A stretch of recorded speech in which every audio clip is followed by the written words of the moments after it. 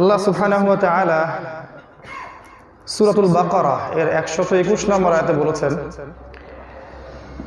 আল্লাযীনা আতাইনাহুমুল কিতাব, যাদেরকে আল্লাহ পাক কিতাব দিয়েছেন অর্থাৎ এই কোরআন দিয়েছেন, ইয়াতলুনাহু হাক্কা তিলাওয়াতিহি, এবং যারা এর তিলাওয়াতের হকটা আদায় করে, যথাযথভাবে তিলাওয়াত করে, উলাইকা ইউমিনুনা বিহি, এরাই প্রকৃতপক্ষে এই বইয়ের প্রতি মুমিন বা ঈমানদার বা বিশ্বাসী। ওয়া মান ইয়াকফুর বিহি, আর যারা এই বিষয়টাকে অস্বীকার করবে, ফাউলাইকা হুমুজ জালিমুন, এরাই হচ্ছে জালেম।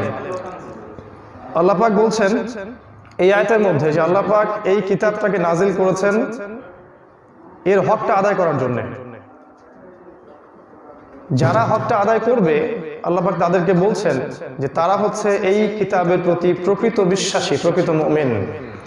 যারা কুরআনুল কারীমের হকটা আদায় করে না তারা এই বইয়ের প্রতি প্রকৃত মুমিন নয়, যদিও তাদের নাম হতে পারে আব্দুল্লাহ, আব্দুর রহমান, আব্দুস সামাদ, মুজাহিদুল ইসলাম ইত্যাদি। একই কথা রাসূলুল্লাহ সাল্লাল্লাহু আলাইহি ওয়াসাল্লামও বলেছেন। সহিহ হাদিসের মধ্যে, সহিহ মুসলিমের মধ্যে এসেছে হাদিসটা, নবী সাল্লাল্লাহু আলাইহি ওয়াসাল্লাম বলেছেন, আল কুরআনুন হুজ্জা লাকা ওয়া আলাইকা। আল কুরআন হচ্ছে হুজ্জা মানে দলিল বা প্রমাণ, লাকা তোমার পক্ষে, আও আলাইকা অথবা তোমার বিপক্ষে। কুরআনুল কারীম কিয়ামতের দিন হয় তোমার পক্ষে দলিল হবে অথবা তোমার বিপক্ষে দলিল হবে।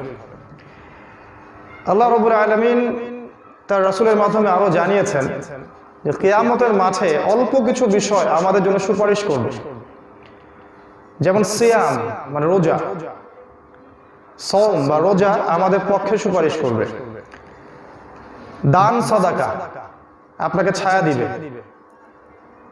যৌবন বয়সের ইবাদত আপনাকে আরশের ছায়া দিবে, সূরাতুল মুলক আপনার পক্ষ নিয়ে ঝগড়া করবে, আল্লাহর সাথে ঝগড়া করবে, কবরের আযাব রুখে দিবে ইনশাআল্লাহ। সূরাতুল কাহফ আপনাকে আলো দিবে, নূর, যেদিন আল্লাহর দেয়া নূর ছাড়া অন্য কোনো নূর বা আলো থাকবে না। ওভারঅল সূরাতুল বাকারা, আলে ইমরান এগুলো মেঘের মতো মানুষকে ছায়া দিবে। এবং আল কোরআন এটা আল্লাহ রাব্বুল আলামিনের কাছে বান্দার পক্ষে অথবা বিপক্ষে সাক্ষী দিবে।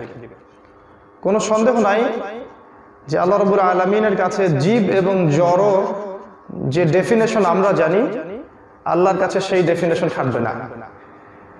আল্লাহর ইচ্ছায় প্রত্যেক জড় পদার্থ আল্লাহর সামনে কথা বলবে, আর কোরআন কোনো জড় পদার্থও নয়। আল কোরআন কালামুল্লাহ, কোরআন হচ্ছে আল্লাহর কালাম। ইমাম আহমদ বিন হাম্বল রাহিমাহুল্লাহর নাম অনেকে শুনেছি আমরা। তিনি যখন সমসাময়িক ইমাম ছিলেন তখন সরকারি নির্যাতনের শিকার হয়েছিলেন। এটাই সুন্নাহ, যখন মানুষ হকের কথা বলবে তখন বাধা আসবে প্রথম পরিবার থেকে, তারপরে সমাজ থেকে, ধর্ম নেতাদের থেকে এবং সর্বোচ্চ পর্যায়ে রাষ্ট্র নেতাদের থেকে। চারটা ধাপে বাধা আসে আর কি। আহমদ বিন হাম্বল রাহিমাহুল্লাহ একদিকে ছিলেন, অন্যদিকে সমস্ত বেদায়াতি আলেমরা ছিলেন। তারা বলতো আল কোরআনু খালকুল্লাহ, কোরআন আল্লাহর সৃষ্টি। ইমাম আহমদ বিন হাম্বল রাহিমাহুল্লাহ তিনি বলতেন না, আল কোরআনু কালামুল্লাহ, কোরআন আল্লাহর কালাম, আল্লাহর বাণী, আল্লাহর মুখের কথা। দলিল হিসেবে তিনি সূরা তাওবার 5 থেকে 6 নম্বর আয়াতটা উপস্থাপন করতেন। আল্লাহ পাক সেখানে বলেছেন, যখন মুশরিকরা শান্তি চাইবে ওদেরকে প্রয়োজনে এগিয়ে দিয়ে আসো এবং তাদেরকে সুযোগ করে দাও যাতে করে তারা হাত্তা ইয়াসমা কালামুল্লাহ, যেন তারা আল্লাহর কালাম শুনতে পারে। এই আল কোরআনু কালামুল্লাহ, আল্লাহর কালাম।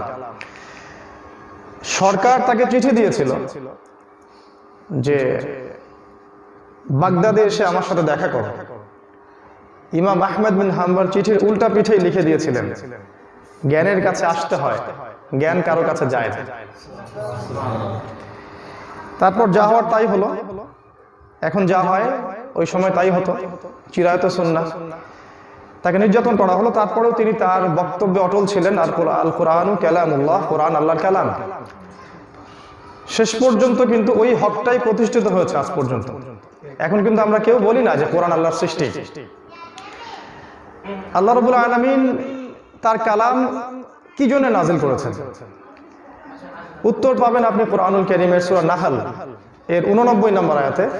আল্লাহ পাক বলেছেন, ওয়া নাযালনা আলাইকাল কিতাব, হে নবী মুহাম্মদ সাল্লাল্লাহু আলাইহি ওয়াসাল্লাম, আমি আপনার প্রতি এমন একটা বই নাজিল করেছি, তিবিয়ানান লিকুল্লি শাই, তিবিয়ানান ব্যাখ্যা, এক্সপ্লেনেশন, তিবিয়ানান লিকুল্লি শাই প্রত্যেকটা বিষয়ের ব্যাখ্যা, ওয়া হুদান এবং এই বইটা হচ্ছে হিদায়াত, ওয়া রাহমাতান এবং এই বইটা হচ্ছে দয়া, রহমা, ওয়া বুশরা লিল মুসলিমিন এবং এই বইটা হচ্ছে মুসলিমদের জন্য বুশরা, সুসংবাদ।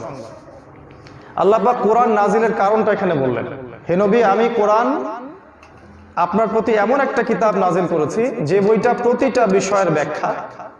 এটা একটা প্রথম কথা যেটা আমাদেরকে হজম করতে হবে, কোরআন প্রত্যেকটা বিষয়ের ব্যাখ্যা।